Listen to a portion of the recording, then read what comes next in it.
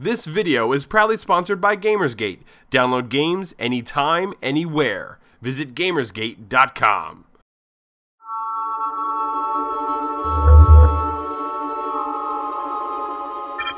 Hey everyone, I'm Randy, you're watching ElderGeek.com. During a recent episode of our video podcast, Game Club, Phil, Steve, and I were talking about Super Metroid, and the topic of sequence breaking came up. I had mentioned that you could sequence break in The Legend of Zelda: Link to the Past, though it wasn't that popular or common because sequence breaking in Link to the Past doesn't really save you any time. But if you wanted to, you could rescue Zelda before you rescued the other maidens in the Dark World.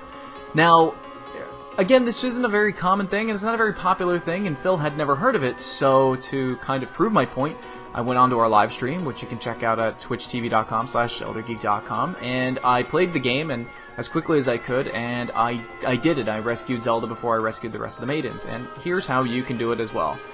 First things first, you need to pull the Master Sword and go into the Dark World. Once you're into the Dark World, you need to go over to the Eastern Temple and get the Magic Hammer. From there, you leave the temple. You do not fight the end beast, therefore you don't save that maiden that's in there. Using the Magic Hammer, you can access other dungeons within the Dark World as well. It's a lot easier if you've already completed The Legend of Zelda: Link to the Past, because then you will know exactly where the dungeons are.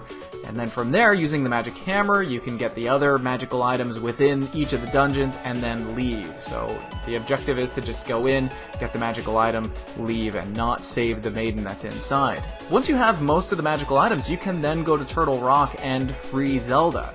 The downside to doing this is, one, like I said, it adds a lot of time to your gameplay, and two, when you finally get to Turtle Rock, you are relatively weak compared to what you would be if you defeated all the monsters and saved all the maidens ahead of time, so you don't have all the heart containers that you would need.